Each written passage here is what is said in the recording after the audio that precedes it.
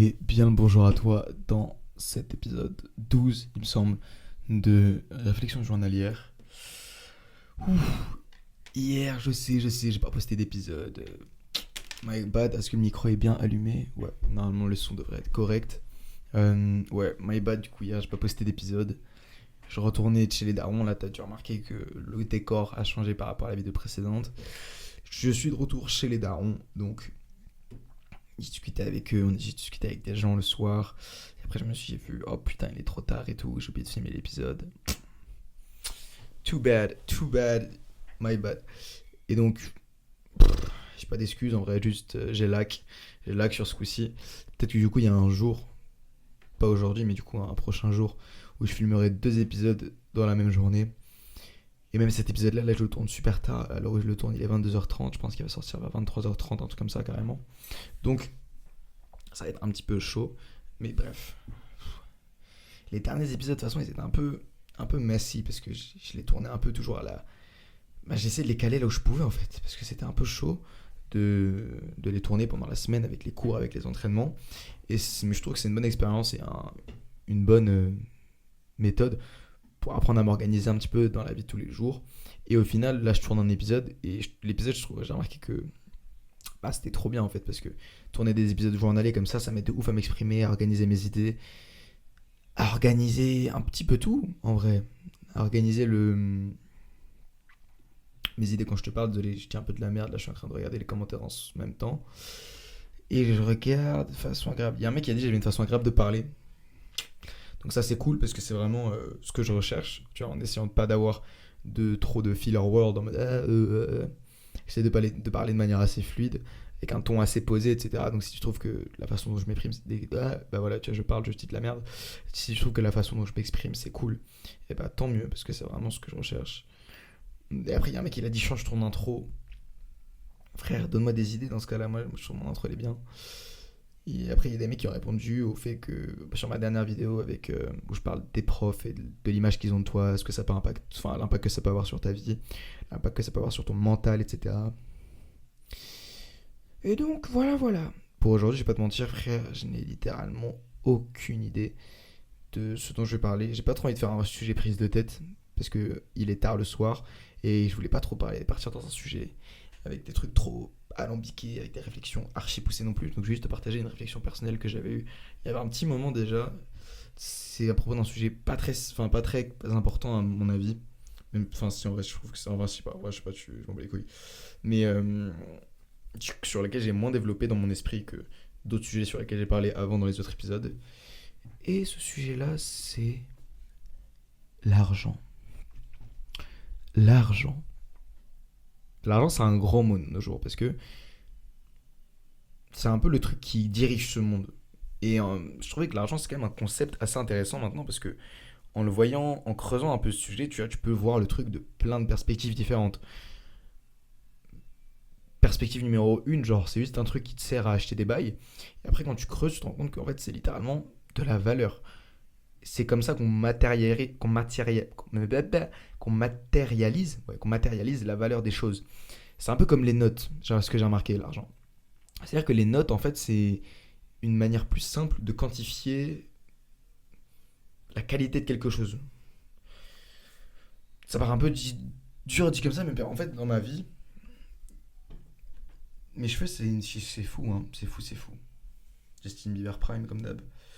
Dans ma vie, je connais quelqu'un, en gros, qui n'aime rien noter. Elle aime pas noter, mais genre, littéralement rien. Je lui dis, ok, ouais, ce mec-là, c'est un combien sur 10. Ça, c'est combien sur 10. T'as mal à combien sur 10. La personne, elle aime jamais répondre. Mais jamais, jamais, jamais répondre. Parce que selon elle, c'est genre, c'est pas bien de noter les choses, c'est pas bien de noter les personnes, les choses ça se note pas, c'est pas bien, etc. Mais moi je suis pas d'accord en fait. Parce que je trouve, même j'ai un autre pote qui lui dit ouais en fait t'es qui pour noter les gens, pour noter les gens, pour noter les meufs, etc. Et à première vue il pourrait avoir raison dans le sens où ouais en vrai t'es qui pour attribuer une note aux gens. Genre ça paraît super, pas discriminatoire mais genre alors, tu juges beaucoup les gens. Déjà on juge tous un petit peu les gens dans notre tête. En vrai, à chaque fois qu'il y a quelqu'un qui passe dans la rue, tu juges forcément un peu la personne, tu te dis ah ouais putain cette personne-là elle a une tête bizarre, oh putain cette personne-là elle est fraîche, etc. On juge tous les personnes dans notre tête. Donc arrêtez de faire les hypocrites déjà en mode gna gna, faut pas juger les gens, on juge tout le monde. Surtout quand je pense à ce pote-là, lui il juge beaucoup de gens, tu vois.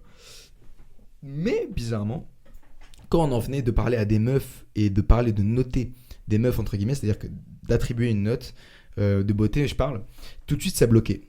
Et je comprends un peu la réticence que les gens peuvent avoir à faire ça parce que bah ça paraît super inhumain limite d'attribuer une note aux gens. Genre ça paraît être vraiment un truc de fils de pute de dire ouais cette personne là c'est une 5, cette personne là c'est une 6, cette personne là c'est une 7. Mais en fait au fur et à mesure du temps je me suis dit que vraiment c'était de moins en moins grave. J'ai pas un couple de surfeurs un peu, enfin je sais pas. Vas-y je vais garder ça on va voir. En fait je me suis rendu compte au fur et à mesure du temps que noter les gens c'était pas si mal que ça. C'était pas forcément mauvais. Parce que c'est l'argument de dire que ouais c'est un truc de bâtard de noter les gens parce que tu les objectifies, tu t'es qui en fait pour noter les gens, pour juger les gens. Bah, pour juger les gens, du coup, je t'ai déjà donné un argument comme quoi bah, tout le monde juge les gens de toute façon. Et que peu importe ce que les personnes diront, en mode non, moi je juge pas, c'est des menteurs, tout le monde juge. Et deuxièmement, en fait, j'ai capté que le fait d'attribuer des notes à des gens ou à des choses, c'est juste une façon plus simple pour après dans sa tête de les classer. Je parais encore pour un plus gros fils de pute en disant ça, mais juste pour que tu comprennes quelque chose. Par exemple, un autre domaine de ta vie facile à relate où tu as des notes, c'est l'école. Tu as des notes à l'école, on est d'accord. Et généralement, en fait, les notes à l'école, elles sont faites pour attribuer, en gros, pour définir un peu la qualité du travail que tu as fourni. Si tu as eu un 14 sur 20, ça veut dire que tu as un petit peu bien travaillé, mais que ça aurait pu être mieux. Si tu as eu un 17, c'est que tu as très bien travaillé. Si tu as eu 20, c'est que ton travail il était parfait. Si tu as eu 5, c'est que ton travail il puait la merde. Et en fait, les notes, le fait de numériser et de quantifier les choses de cette façon-là, c'est juste une façon plus simple de classer les choses et de juger la qualité du travail des gens.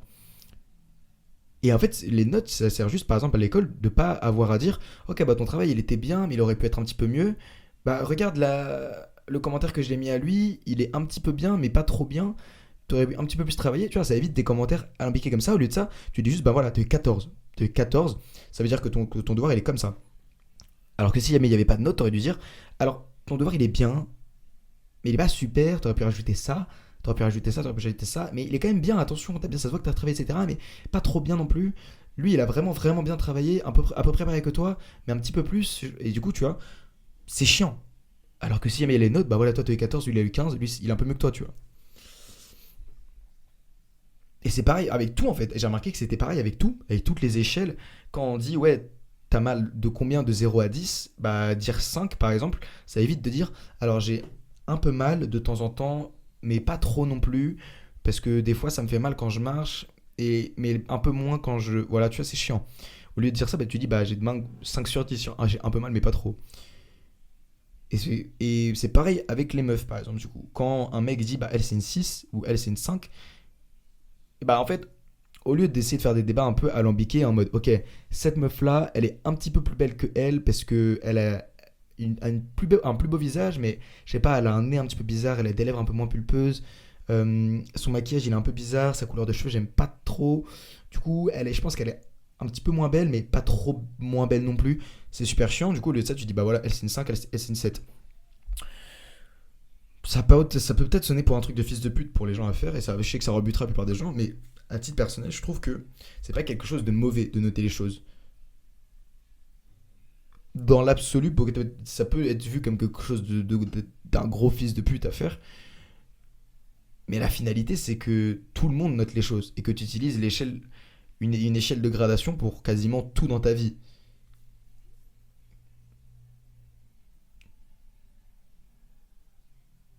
Je sais pas, en fait, tu peux noter littéralement, tu notes tout dans ta vie sur 10. Ma dernière vidéo YouTube sur 10, tu mettrais combien? Mon outfit là sur 10, tu mets combien? Là, ce que je t'ai préparé à bouffer sur 10, tu mets combien? On note tout dans notre vie. Et donc, je pense que noter les choses, et même les gens. Alors, en fait, il faudrait juste comprendre pourquoi est-ce que les gens sont tellement au taquet avec le fait de noter les gens. Genre, pourquoi est-ce qu'ils sont aussi réticents au fait de faire ça? Et je pense justement, c'est que. Ce que je pense justement, c'est que puisqu'on note tout, y compris ce qui est matériel et ce qui est inanimé, le fait de noter des choses animées, c'est un peu rebutant pour la plupart des gens. En vrai, je dis la plupart des gens, je pense que peut-être que la plupart des mecs, ils ont aucun mal à genre noter des meufs et à faire ouais, ta ta ta ta ta ta. Mais il y a beaucoup de gens qui le sont. Et je les comprends en vrai dans l'absolu parce que ça peut vraiment paraître pour un truc de gros connard. Mais en soi, genre, je vois pas pourquoi c'est plus. Genre, je vois pas pourquoi c'est plus mal de noter. En vrai, je capte le délire, mais genre, oh non, j'allais dire pourquoi je vois pas pourquoi c'est plus mal de noter une meuf que de noter ton niveau de douleur sur 10. Bah, normal, parce qu'une meuf, c'est pas un niveau de douleur, c'est un être humain. Mais la beauté d'un être humain, c'est parfaitement quantifiable, selon moi. Je te parle pas du niveau d'attraction, je te parle du niveau de beauté, purement objectif. C'est-à-dire si les traits de la personne sont cohérents, si jamais son visage il est plus ou moins symétrique, si jamais il a plus ou moins de body fat dans son corps, si jamais il a un visage plus ou moins défini, si son nez est plus ou moins gros, tout ça, c'est des choses qui sont quantifiables, tu vois, qui sont observables et qui sont mesurables, entre guillemets. Je dirais que la beauté, c'est quelque chose d'objectif, mais que l'attraction, c'est quelque chose de subjectif. Là, on va rentrer dans peut-être un autre débat carrément, mais selon moi, tu peux noter la beauté des gens et tu peux te donner un avis sur l'attractivité que tu as de certaines personnes.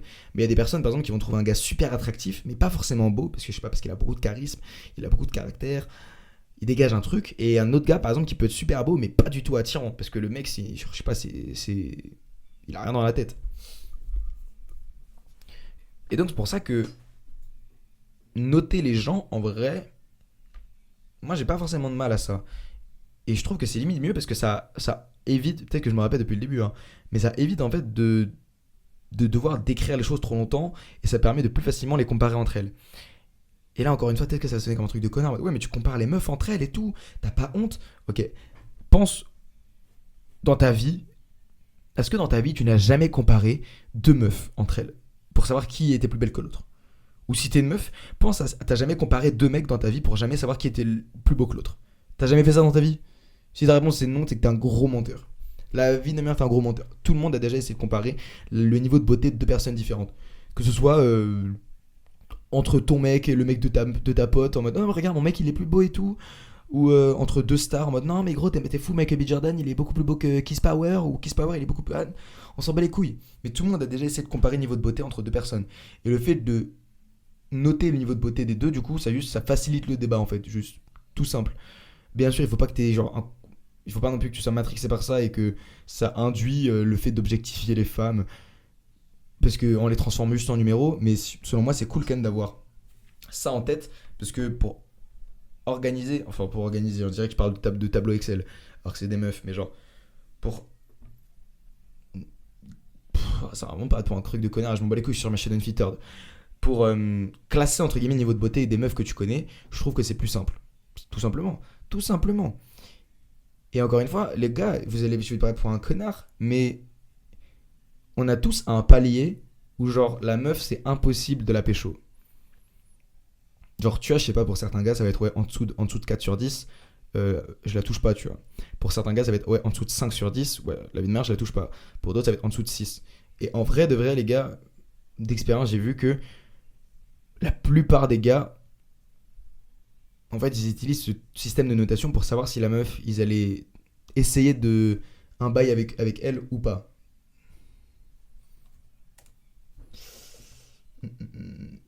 Déjà, je sais petits trucs en même temps. Je suis vraiment un connard, frère. Je suis pas. Euh, non, mais ouais, genre en fait, il y a certains gars juste qui utilisent cette échelle de notation du coup pour savoir, ok, la meuf est situe à peu près dans le tableau des meufs que je connais, si elle est plus ou moins belle ou pas. Et c'est pas forcément mauvais, genre en soi tout le monde a ce tableau de notation en tête de ouais, ok, lui il est plus beau que lui dans ma tête, lui il est plus beau que lui dans ma tête, mais juste les gens qui notent les gens, ils le conscientisent et donc juste ils sont mieux organisés dans leur tête par rapport à ça quoi. Mais c'est pas ça veut pas en dire long forcément sur leur personne, ou ça veut pas forcément dire que c'est des gros connards. Ça veut juste dire que je sais pas. Moi je trouve que c'est vraiment genre un truc limite genre c'est plus facile en fait. Dans la vie de tous les jours, c'est plus facile parce que les gens qui se forcent, parce qu'en fait les gens se forcent à pas attribuer de notes parce qu'ils trouvent ça pas éthiquement correct. Qu'est-ce qu'on s'en bat les couilles? Genre, si jamais c'est plus facile et que ça te facilite la vie et que ça. Genre. Bref. Genre, moi, je vois pas les gens. Dis-moi si jamais mets le timecode de maintenant, et dis-moi si jamais si t'es une des personnes pour qui ça bloque de noter les gens sur leur beauté, dis-moi pourquoi, et j'essaierai de comprendre. Parce que personnellement, avec tous les arguments qu'on m'a donnés, j'ai toujours trouvé un moyen de dire que bah non, en fait, ça ne marche pas. Genre, si jamais c'est parce que t'as pas envie de juger les gens, tu les juges de toute façon, que tu le veuilles ou non. Quand tu vois une personne, tu te dis forcément si elle est belle ou si elle est moche. Si c'est pas pour comparer, bah t'as forcément comparé les gens entre eux. Parce que bah tout le monde a déjà comparé le niveau de beauté entre eux. Et si jamais tu l'as déjà forcément fait. Si jamais c'est pour pas genre quantifier, numériser les gens, bah en fait c'est juste une manière plus simple de classer entre guillemets et d'organiser ses idées et les personnes que tu connais. Comme en fait tout, genre c'est pas forcément mauvais, c'est juste un système d'organisation et de mise en place qui a été implémenté partout tellement c'est pratique. Donc moi personnellement je ne vois pas de raison. Après tu me dis du coup en commentaire, je t'ai déjà dit tout à l'heure de mettre le timecode si mais tu me partageais ton avis avec plaisir. Comme ça je pourrais le lire et je pourrais un peu mieux comprendre les gens qui ont du mal avec ça. Parce que généralement il peut y avoir des gens qui me disent ça, c'est juste ils disent bah en fait non, moi je suis pas quelqu'un qui note. Bah, d'accord mais la raison va se faire enculer. Et du coup, tout ça, en fait, j'ai fait un giga détour pour parler de ça, pour dire que l'argent, c'est un peu la même chose. L'argent, c'est en fait un peu pour quantifier la valeur des choses, sans avoir à dire, bon, en fait, ouais, c'est ça. L'argent, ça empêche de dire, bon, ok, cette table, elle vaut soit deux baguettes de pain, soit trois fromages. Allez, trois fromages et demi si jamais c'est des bons fromages, tu vois. Genre, ça, et selon moi, hein, c'est pas du tout une définition correcte, mais de ce que j'en ai déduit de ma réflexion, ça permet ça en fait, ça permet de tout mettre sur une même base parce qu'en fait à l'ancienne un mec qui voulait acheter je sais pas bah, une chaise, il pouvait dire bon ok là la chaise elle vaut un morceau de pain et un morceau de fromage. Le mec il s'y fouille dans sa poche, il dit ah putain bah j'ai une pomme et un concombre, ça te va? Et le mec il est là, putain alors est-ce qu'une pomme et un concombre ça va me satisfaire autant qu'un morceau de pain et qu'un fromage? Chiant de ouf. Et donc juste euh, pour éviter ce genre de problème et pour mettre tout le monde sur le même truc, eh ben on a créé la monnaie. On a créé un billet et donc on sait que 1 euro par exemple ça peut t'acheter une baguette. Et qu'une baguette maintenant ça vaut plus 3 pommes ou 4 poires, ça vaut 1 euro. Ça vaut ce petit truc là en métal tout rond que tu donnes à ton boulanger. Et donc ça déjà je me dis putain ça c'est cool en vrai. Ça c'est cool parce que ça évite les gens de s'embrouiller en mode oh non mais ça vaut truc. Je suis peut-être un mec bizarre des fois je fais des trucs bizarres. Et ensuite, je me suis dit, mais en fait, la seule raison, genre, pourquoi est-ce que tu acceptes des billets? Mais en fait, ça se trouve, là, je dis des trucs hyper logiques, mais je sais pas, moi, c'est ce que j'ai mis en tête et ça, je l'ai déduit. Et je me suis dit, mais en fait, pourquoi est-ce que les mecs, genre, ils acceptent des morceaux de papier? Les billets, qu'il y ait écrit 50 ou qu'il y ait écrit 10 dessus, tu prends le morceau de papier à lui tout seul, c'est un morceau de papier. Genre, tu t'en bats les couilles en vrai. Et en fait, la seule raison pour laquelle les personnes, ils acceptent ce morceau de papier, bah, c'est parce qu'en fait, ils savent qu'ils pourront l'échanger, eux, contre quelque chose d'autre. Si jamais t'acceptais un. Genre, si jamais il y avait un mec qui arrivait d'un autre univers, et il te ramène un billet, genre, dans son monde à lui, son billet, il vaut 1 million. Genre, son billet, il peut littéralement acheter une maison. Mais son billet dans notre monde à nous, genre, c'est une feuille blanche, A4. Le mec, il va arriver dans une boulangerie, il va dire bon, j'espère que vous avez du change, hein, parce que là, frérot, il glisse le billet comme ça, il dit mettez-moi 2 baguettes. Et j'espère que vous aurez assez de change. Hein. Et là, le boulanger, il le regarde et lui dit bah frère, va te faire enculer. Qu'est-ce que tu fais dans ma boulangerie avec ta feuille à 4 de connard là? Et ça, en fait, c'est juste parce que le boulanger, il sait que dans son monde à lui, personne va accepter de feuilles de papier pour acheter d'autres trucs. Genre, si jamais personne d'autre au monde acceptait ce que le mec vient de lui donner pour échanger d'autres trucs, personne, genre la monnaie, ça n'existerait pas en fait. Et encore une fois, beaucoup de gens diront bah en fait, il est con quoi, il vient juste de découvrir le principe de la monnaie. Oui, oui, il y a quoi? Je m'en bats les couilles. Moi, je suis très content des réflexions que j'ai eues. Et du coup, j'étais en mode, ok, la monnaie, ça sert à ça. Et c'est comme ça, en fait, que ça marche. Genre, en fait, si jamais personne n'était prêt à changer d'autres trucs contre le bail de base, bah, ça marcherait pas. Et après, j'ai commencé un petit peu, parce qu'il y a un moment, je me renseignais quand même pas mal sur l'argent. Et j'étais en mode, ouais, j'ai commencé à découvrir un peu ce que c'était la différence entre l'argent réel, enfin les monnaies fiduciaires, les monnaies, tu vois, les différents types de monnaies, etc. Et à un moment donné, t'arrives quand même à une question assez philosophique. Et t'es en mode, ok, c'est bien de parler d'argent, mais est-ce que l'argent, ça fait vraiment le bonheur? Oh là là, on part sur une question cliché. Ah, ça va être chiant, Roby, mais ça va être casse-couille. Oui, mais ça te fait chier maintenant. Puis quitte la vidéo maintenant, je m'en bats les couilles. Et puis bah, ça va me niquer mes stats. Je m'en branle, c'est ma chaîne Unfiltered. Est-ce que l'argent, ça fait le bonheur? Et avec ça est venue une autre question dans ma tête. C'est à partir de quel moment est-ce que tu peux te considérer comme riche? Il y a beaucoup de mecs qui, j'ai vu à ce genre de questions, ils se la jouaient philosophique, ils se la jouaient en mode un vrai mec riche, c'est un gars avec une femme et des enfants qui l'aiment, petit carré de pelouse. Le samedi après, il peut aller jouer au foot avec ses enfants. Il a un chien qu'il aime bien. Il a une grande maison avec une piscine dans laquelle il peut aller avec ses gosses. C'est ça la vraie richesse. Thèse défendable. Thèse défendable, la richesse c'est quelque chose de non matériel. Avec ça, il y a d'autres phrases qui viennent en mode, je sais plus qui a dit cette phrase, mais c'était, imagine, il y a des gens qui sont tellement riches que tout ce qu'ils ont c'est de l'argent. Enfin, putain, je suis tellement con. C'est pas du tout ça la phrase, c'est imagine, il y a des gens qui sont tellement pauvres que tout ce qu'ils possèdent, c'est de l'argent. Là, tu gamberges, tu te dis, c'est vrai quand même que l'argent, ça fait pas tout. Là, en fait, il y a quand même deux côtés, parce que je suis passé par deux phases. Il y a quand même une phase, genre, business tryhard, hardcore, où tu sais, avec les phrases en mode get rich or die trying, en mode sois riche ou meurs en essayant de le devenir. Moi, j'aime bien quand même ce type de vibe de mode hardcore et où tu dois tryhard de l'argent. Mais pourquoi est-ce que tu devrais tryhard de l'argent en fait? Parce qu'au final, là, genre, il y a plein de mecs quand même qui disent que l'argent c'est de la merde comparé aux richesses autres que tu peux avoir. Avec le fait d'avoir des enfants, le fait d'avoir une femme, le fait d'avoir tout ça. Mais je vais pas te mentir qu'en fait, l'argent, j'ai l'impression que des fois, genre, c'est un filtre dans ta vie qui rend tout plus facile. C'est un peu comme être beau. Genre, en fait, l'argent, c'est genre un truc dans ta vie, tu mets ce filtre et tout est plus facile. C'est un peu comme être beau. T'as vu, je me suis répété deux fois, c'est une dinguerie. Hein. En mode, le fait d'être beau dans la vie, par exemple, je t'apprends rien si je te dis que ça rend quasiment tout plus facile.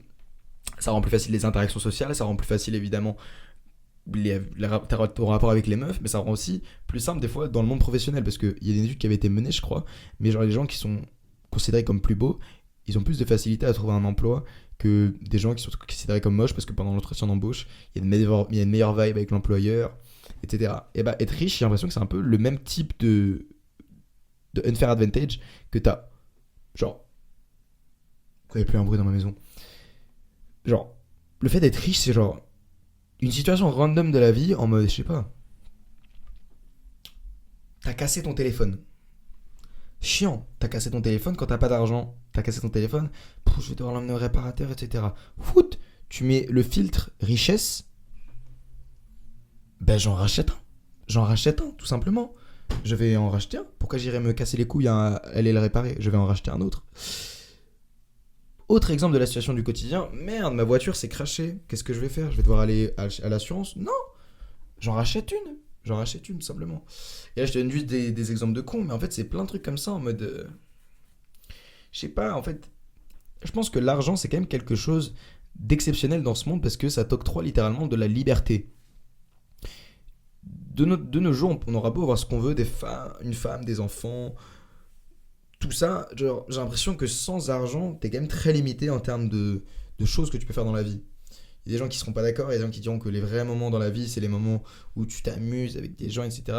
Et je serais en partie d'accord avec eux parce que c'est vrai que les meilleurs moments de ma vie, c'était pas des moments où je dépensais énormément d'argent, ou même pas du tout. En fait, les plupart des moments de ma vie, c'est juste les moments où j'étais à l'arcade avec mon ref ou avec mon meilleur pote et où on déconnait parce qu'on faisait la machine à patates et qu'on s'amusait à celui qui allait taper le plus fort. C'est ça les meilleurs moments de ma vie. Ou les meilleurs moments de ma vie, c'est quand j'étais à des concerts ou à des festivals et qu'on commençait à s'ambiancer sur les artistes qui passaient, etc. C'était ça les meilleurs moments de ma vie. C'était pas des moments où j'étais en train de dépenser 3000 euros à Louis Vuitton. J'ai jamais dépensé 3000 euros à Louis Vuitton, mais t'as capté le délire, je suis en train de RP. Où j'ai conduit une supercar, j'ai même pas le permis, toujours en train de RP. C'est pas ce genre de moment de ma vie que j'aime. Mais j'ai quand même l'impression qu'à un certain point dans ta vie, le fait de pas avoir d'argent, le fait de pas être riche, c'est quand même limite un handicap. Parce qu'être riche, c'est quand même trop bien. On aura beau dire ce qu'on veut, être riche, c'est trop bien. Se lever un matin et se dire, ok, en fait, je suis riche, je n'ai aucune obligation, je peux ne pas travailler pendant une semaine, ça ne va pas impacter ma vie parce que je suis riche. Je peux partir demain au Costa Rica pour aller voir des phoques qui nagent dans la mer. Je m'en bats les couilles, je suis riche. Je peux filer 10 000 balles à ma daronne demain parce que j'ai envie et qu'elle doit faire les courses à Lidl et que je pense qu'elle a envie d'acheter des avocats et que les avocats c'est cher. Virement de 10 000 euros. Tu t'en bats les couilles, t'es riche. Et ça que je veux dire, c'est que même si l'argent ça fait pas le bonheur, ça y contribue grandement. Et ça y contribue parce que ça t'octroie un des trucs que quasiment rien d'autre dans le monde pourra t'octroyer, c'est la liberté. Les deux types de personnes les plus libres dans le monde, c'est soit les personnes extrêmement riches, soit les personnes qui sont détachées de toute richesse matérielle. C'est-à-dire, c'est soit les personnes type Jeff Bezos, Elon Musk, Bill Gates qui peuvent faire littéralement ce qu'ils veulent dans le monde parce qu'ils peuvent tout faire. Genre, il n'y a pas un truc qu'ils peuvent pas faire, je pense, avec de l'argent. Et les autres types de personnes super riches, ce serait genre les bons bouddhistes dans des monastères qui, eux, ils sont en train de méditer toute la journée. Ils font rien du tout. Ils font ce qu'ils veulent. Ils mangent du riz avec du crania ou du poulet. C'est un truc là aussi. Hein. Genre, ils mangent du crania ou avec de la salade de papaye. Ils sont comme ça, ils bouffent entre potes. L'après-midi, ils font le ménage autour du temple et tout. Genre, ces types de personnes-là, pour moi, c'est les deux types de personnes les plus libres du monde. Ou genre, limite, les hippies, les bons, ça va limite, je pense, avec les hippies qui vivent leur vie en caravane et qui dorment dans un sac de couchage entre deux couilles d'éléphant. Tu vois, c'est ce genre de personnes qui sont super libres dans le monde. Tout type de personnes entre ces deux types-là, j'ai du mal à les écouter quand ils parlent de notion de liberté. Parce que en fait, quand t'es un petit peu attaché à la société, et bah, l'argent, ça rentre en compte. Et si jamais t'es pas au top du top de la société, tu seras jamais forcément libre.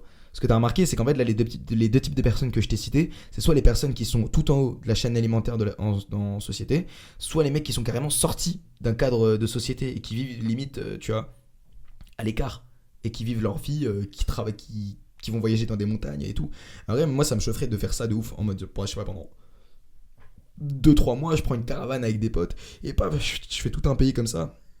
Je me douche dans les chutes du Niagara, les trucs comme ça, genre ça pourrait être grave drôle. Mais pour l'instant, frérot, genre n'importe quelle personne qui est liée plus ou moins genre à la société, qui vit en société avec des gens et qui n'est pas riche, ne sont pas 100% libres. T'auras beau gagner 2 000-3 000 euros par mois, genre être quand même bien. 2 000-3 000 euros par mois, c'est quand même pas mal.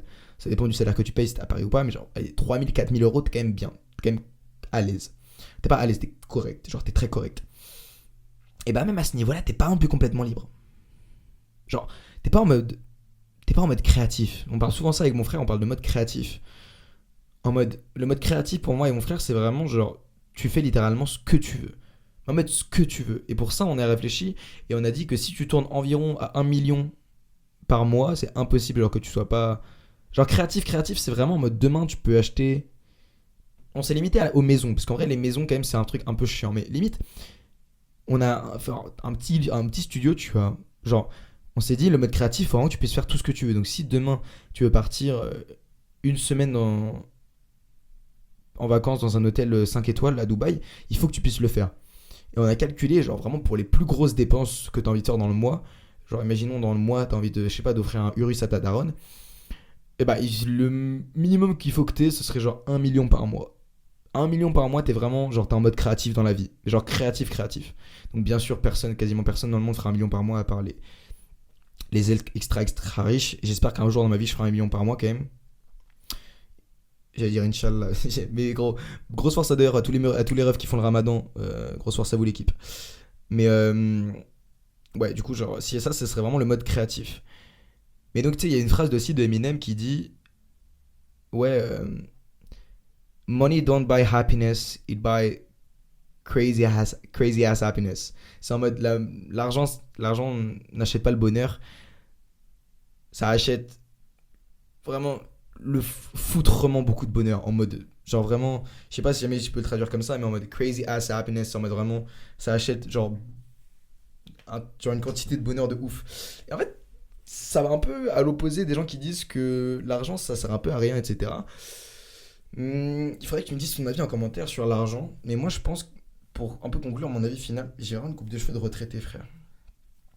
Pour dire un peu mon avis final sur l'argent, je dirais que l'argent à lui tout seul peut pas faire le bonheur. Mais je dirais que c'est un outil qui doit être utilisé pour être heureux. C'est-à-dire que en soi, c'est pas avoir 1 million dans ton compte en banque qui va te rendre heureux. Mais c'est utiliser ces 1 million d'euros pour partir en voyage avec ta mif, pour acheter des sacs à main à ta daronne, je sais pas, frère. C'est pour aller à des concerts, pour louer une caravane, pour partir en road trip, pour aller jusqu'à un lac pour aller se baigner. C'est ça qui te rendra heureux. Moi, perso, je suis le type de gars qui dit que dans la vie, ce qui te rendra le plus heureux, ce sera les expériences et pas les biens matériels.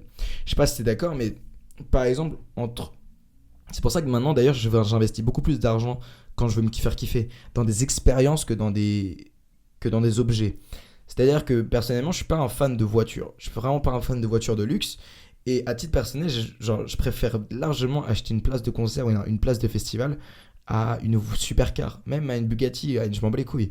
Genre, les expériences, ça te rend tellement plus heureux que des biens matériels. Et ça, je pense qu'il y a peu de personnes qui pourront débattre avec ça. Enfin, si jamais t'es pas d'accord, mets-moi le timecode de maintenant et dis-moi, selon toi, pourquoi est-ce que les biens matériels, ce serait mieux que des expériences. Mais en fait, le fait de vivre des choses, au final, c'est ça qui vont rester. C'est ça qui va rester. Parce qu'au final, là, mon ordinateur qui est juste ici, euh, j'ai rien autour de moi. Mes clés qui sont là, avec Spider-Man dessus. Tout ça, au final, un jour ou l'autre, je vais m'y faire. Et ce sera plus des trucs importants à mes yeux.